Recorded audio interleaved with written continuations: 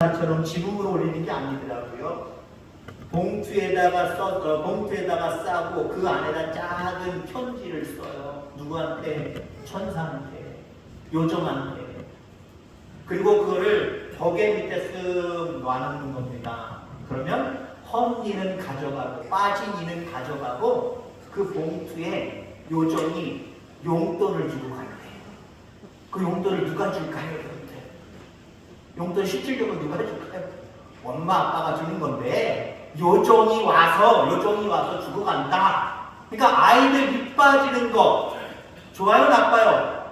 생각만 해도 싫어.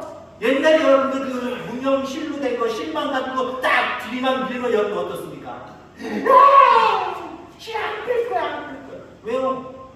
입 빠지는 고통 여러분 아시잖아요. 근데 이가 빠지는 고통 속에서도 이것만 참고 요정이 왔다 가면 또 용돈 생긴다는 거예요. 그러니까 어때요? 아이들이 눈물을 머금으면서도 부모의 말에 순종해서 이를 뺍니다. 흔들리는 이를 뺍니다. 왜요? 용돈이 생기기 때문에. 중국 같은 경우는 이렇다고 합니다.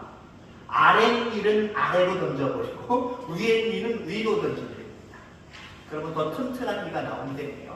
어찌됐든 간에 이런 얽힌 여러 가지 이야기들이 많이 있습니다. 이 이야기는 한마디로 이를 빼는 절망, 아픔, 고통 가운데서도 또 다른 희망을 가져라 라고 하는 그런 메시지가 거기에 포함되어 있다라고 하는 겁니다. 오늘 본문의 배경은 요시야 왕의 셋째 아들 시드기야 10년 때의 일입니다. 시드기야가 왕이 되어서 10년 동안 지금 통치하고 있는 거예요. 자, 시드기야는 참모들의 만류에도 불구하고 이집트와 동맹을 맺었습니다. 당시 강대국인 바벨론과 신하들은 결속해야 됩니다. 서로 언약하고 함께 뭉쳐야 됩니다. 동맹을 해야 됩니다. 근데 이 시드기야는 그 말을 듣지 않냐고 애국과 이집트와 동맹을 맺었단 말이지요. 결국 바벨론의 느부갓네살 왕 2세 때에 쳐들어와서 괘씸하잖아요. 우리랑 동맹을 안 맺고 우리보다 이집트가 더 강력하다고 그들과 동맹을 맺어? 요것들 봐라. 그래서 바벨론이 내려온 거예요. 결국 나라를 다 빼앗기고 말아버립니다. 느부갓네살 왕이 쳐들어와서 결국은 다 멸망당했고요. 시드기야 왕 두 아들은 처형당했고 시드기야 왕은 눈이 뽑힌 채로 바벨론에 끌려가서 감옥살이 하다가 그냥 거기서 죽게 되는 모습을 바라보게 됩니다. 자, 바로 이때 등장하는 선지자가 예레미야 선지자입니다. 너희들이 참 예배의 삶을 살지 못한 거로 하나님이 너희들을 바벨론에 의해서 심판을 명하셨다. 이제 고난받게 될 거라는 거예요. 나라 잃어버릴 거라는 거예요. 그렇지만 회개해라. 그럼 다시 하나님이 회복하시는 놀라운 소망이 있다. 은혜가 있다. 이걸 증거한 선지자가 눈물의 선지자 예레미야입니다. 자, 예레미야는 시드기야 왕한테 미움을 받았어요. 왜 미움을 받았을까요? 왕이시여, 이 나라 곧 멸망합니다. 바벨론에 의해서 멸망당합니다. 그 얘기를 하는 선지자 좋아할 리 있어 없어요? 좋아할 리가 없잖아요. 좋아할 리가 없습니다. 싫어했단 말이에요. 자, 그래서 결국 시대들 감옥에 갇힙니다. 시드기야가. 감옥에서 고통스러운 순간들을 맞이하고 있을 때에 어느 날 조카 하나멜이 옵니다. 조카 하나멜이 빵빵에 그냥 면회 왔겠지요. 면회 와서 아나봇에 있는 자기의 땅을 좀 사달라라고 이야기합니다. 우리 집안에 땅이 거기 있는데, 내 땅이 거기 있는데 당신이 선지자 예레미야요, 그걸 좀 사주세요 라고 부탁을 합니다. 자, 아나봇은 예루살렘에서 북쪽으로 4km 정도 지점에 위치한 거의 뭐 예루살렘 근방 안에 들어있는 내각 지역이라고 할 수 있겠지요.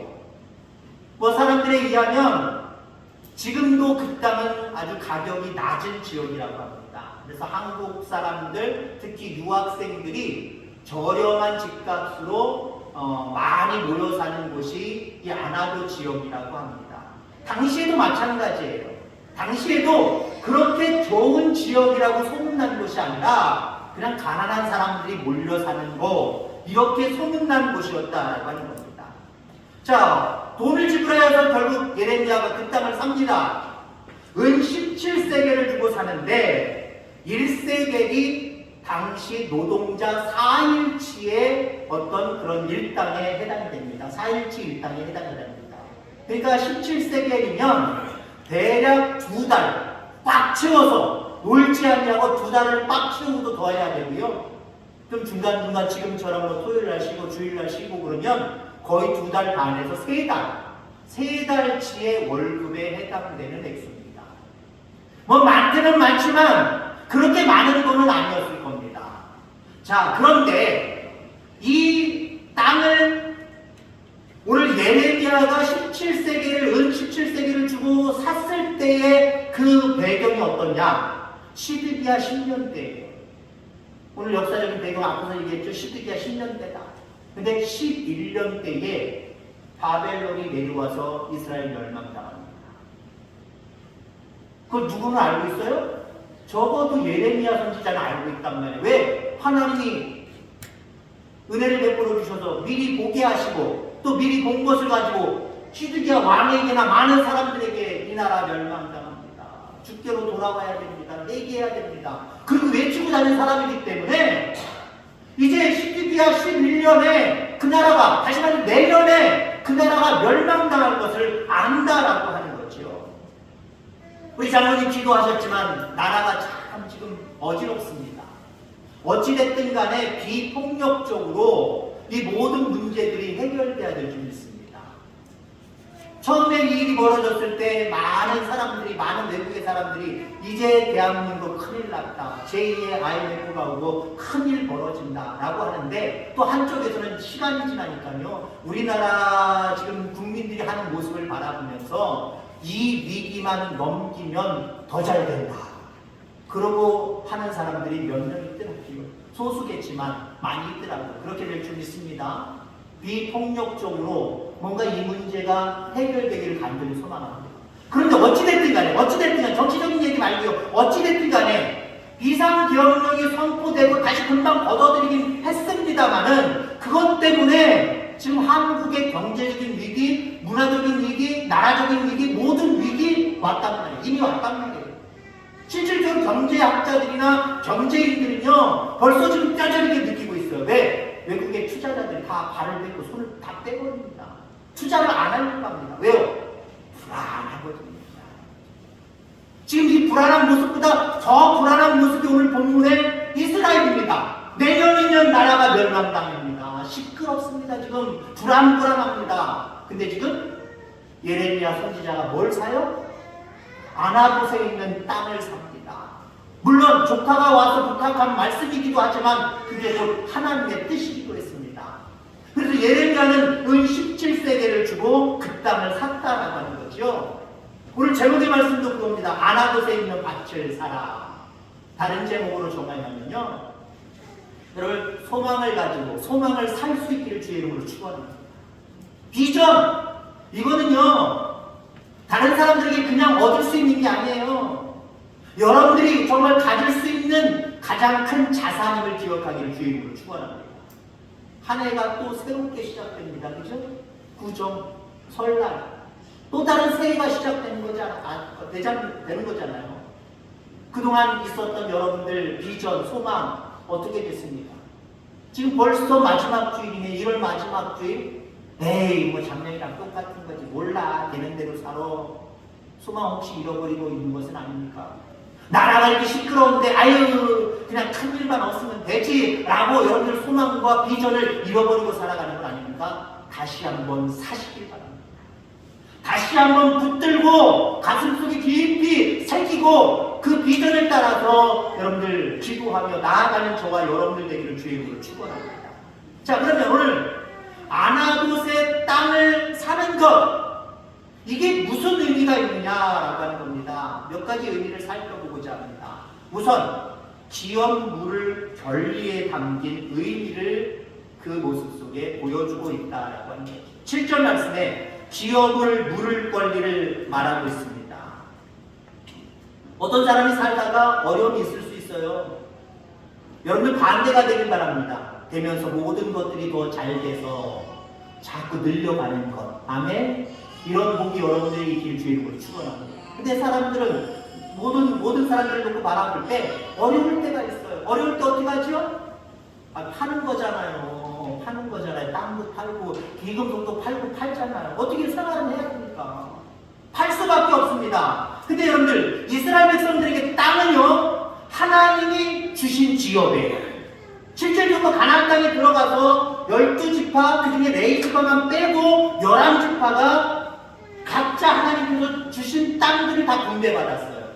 그 각 지파들은 거기에 따라서 가족들대로 또 나누어졌습니다. 그러니까 이스라엘 백성들에게 땅은 하나님이 우리에게 주신 지역입니다. 지역. 그러니까 이거를 마음대로 매매할 수가 없어요. 하나님의 것을 경홀히 여기는 태도이기 때문에. 그럼 어쩔 수 없이 경제적인 어려움 때문에 팔 때가 있단 말이죠. 그럼 팔면 누구에게 팔아야 돼? 내 마음대로 팔면 안 돼요. 내 가문 중에 11족속 중에 내 가문 해당되는 그 가문 중에 가장 가까운 인척부터 물어봐야 됩니다. 나 어려워서 이 땅을 팔아야 되는데 다른 족속에게 팔 수는 없고 다른 가문에게 팔 수는 없고 우리 가문에 당신이 가장 나랑 가까운데 이거 좀 사주세요.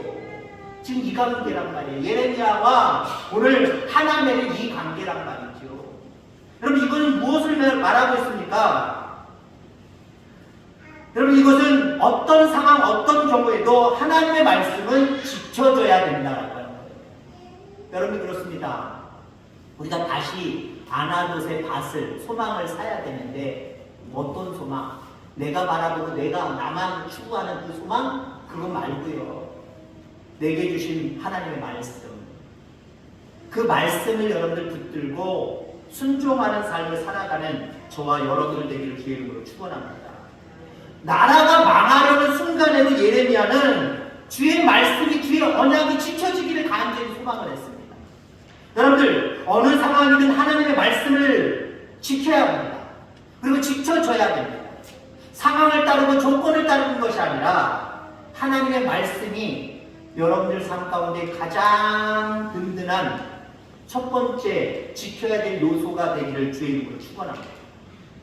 자, 그 다음에 아나돗의 밭을 사라라고 하는 의미, 또 샀다라고 하는 의미는 가장 표면적으로 드러나는 말씀이기도 합니다만은 희망을 보여주고 있는 거예요.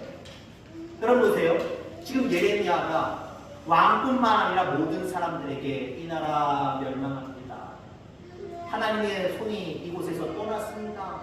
여러분들이 예배를 제대로 드리지 않았기 때문에 하나님을 제대로 신뢰하는 신앙을 보여주지 않았기 때문에 하나님이 주시는 징계입니다. 그러나 곧 다시 회복할 때가 옵니다. 그때를 위해서 우리는 회개해야 되고 기다려야 됩니다. 인내해야 됩니다. 그러면서 말씀을 선포할 뿐만 아니라 자기의 조카의 땅을 그 시기에 내년이면 나라가 망하는데 땅을 삽니다. 다른 사람들이 어떻게 바라볼까요? 여러분들 구원론자들 특히 1990년대 후반에 여러분 언제 이 지구가 멸망합니다. 하나님의 죄 있는 때가 옵니다. 그랬던 사람들 어떻게 됐습니까? 그때가 됐음에도 불구하고 그 징조들이 나타나지도 않고요. 내가 잘못 알았다. 2000 몇 년도에 온다. 또 날짜 바꾸죠. 그래서 날짜 바꿨는데 어떻게 됐습니까? 그때 또 안 오고요. 그 전에 이 사람은 죽었어요. 그리고 나중에 알려진 사실이지만 외국의 은행의 통장에 돈을 엄청나게 축적해 놓고 있었습니다. 이게 뭐예요 도대체? 아니 1990 몇 년도에 지구가 멸망하고 만약에 하나님의 때가 오면 아니 2000년도 넘어가서 2000 몇 년도에 하나님이 재림하시면 내가 통장에 저금해놓고 비축해놓는 게 뭔 상관입니까 여러분들? 그거 알았을 때 거기 믿던 사람들, 거기 추종했던 사람들 아니면 주변에서 그걸 이상한 눈으로 바라봤던 우리들의 모습은 어떨까요? 말도 안 돼. 아니 지구가 멸망하고 결국 하나님의 때가 온다는데 왜 통장에다가 돈은 왜 거기다가 모아놓고 있어? 근데 여러분 예레미야를 보세요. 이 나라는 망합니다. 내년이면 망합니다. 근데 땅을 사요. 그럼 백성들이 바라보고 어떤 생각을 하겠습니까? 아, 하나님의 징계 속에 나라가 위기가 오고 어려움이 오더라도 야, 선지자가 땅을 사는 거 봐봐. 나중을 위해서 사는 거잖아. 결국 금방 회복된다는 거 아니야? 백성들은 이렇게 생각할 거예요. 여러분 그렇습니다. 어느 상황 속에서도 금년 안에 한 달은 지났지만 여러분들 마음속에 확신 가지고 살아가기를 주의 이름으로 축원합니다. 어떤 어려운 문제들이 있을지라도 이 문제들이 해결되고 또 다른 기쁨의 상황, 은혜의 상황 등 우리 가운데 온다라고 하는 소망을 가지고 살아가기를 주의 이름으로 축원합니다. 오늘 이 소망을 하나님께 살아가는 거예요. 자, 마지막으로 아나돗에 있는 밭을 사라는 의미, 또 이 밭을 산 의미는 무엇일까? 말씀에 대한 순종을 보여주고 있습니다. 자, 예레미야는 하나님의 말씀을 듣고 찾아온 하나멜의 땅을 은 17세계를 주고 삽니다. 예레미야라고 할 말 없을까요? 하나님, 이 아니면 그 북쪽에 있는 그 아나돗 땅 말고 그냥 예루살렘 안에 있는 좋은 땅 이거 사면 안 될까요? 아, 비전이 없어요. 비전이 앞으로 오를 그런 상황이 아니에요. 여러분 보세요. 예를 들어 여러분이 여유가 있어서 또 다른 어떤 농장이나 또 다른 어떤 밭이나 어떤 것을 산다고 생각해 보세요. 아니면 집을 산다고 생각해 보세요. 집 사서 꼭 많이 할 거예요. 여러 가지 모습으로 생각할 겁니다. 이 집이 오를 것이냐 내릴 것이냐, 이 땅이 가격이 오를 것이냐 내릴 것이냐, 비전이 있냐 없냐 이걸 많이 따질 겁니다. 조건을 많이 따질 겁니다. 그리고 나서 마지막에 결정하겠죠. 사자! 아니나 안 돼. 필요 없어. 다른 거 알아볼래. 예레미야라고 그 생각 안 했겠냐고요. 예레미야도 분명히 이것 재고 저것 재고 하나님 앞에 할 말 많이 할 겁니다. 있을 거예요. 그러나 그는 아무 말도 하지 않냐고 그 땅을 17세계를 주고 샀다라고 하는 겁니다.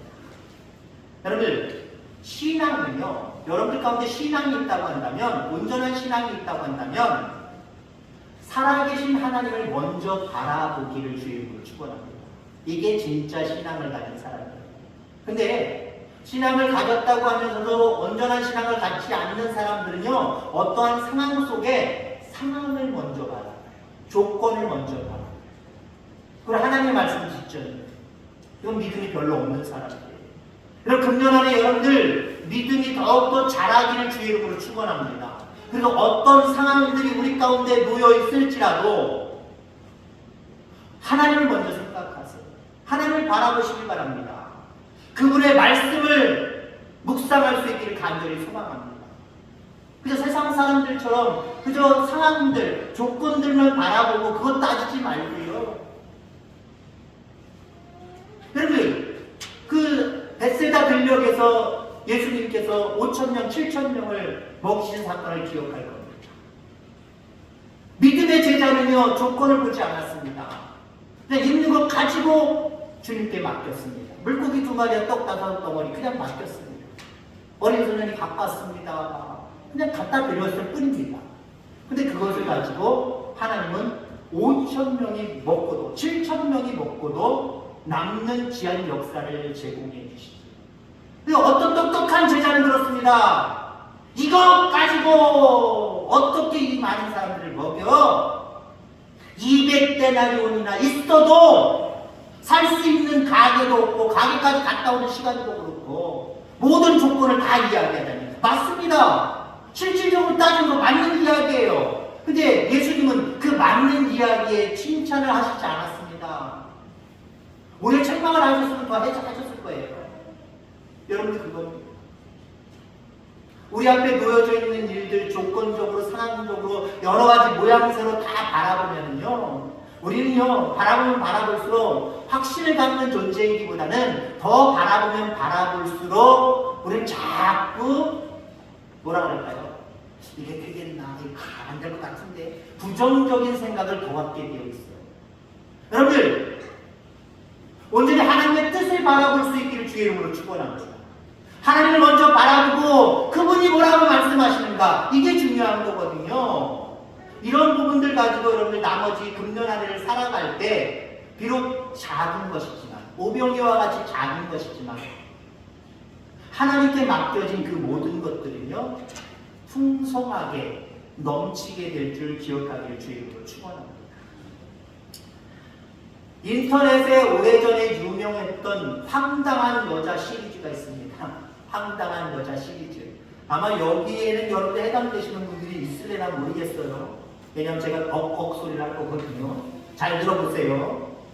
10억도 없으면서 강남에 살겠다는 여자. 황당한 여자라는 거죠.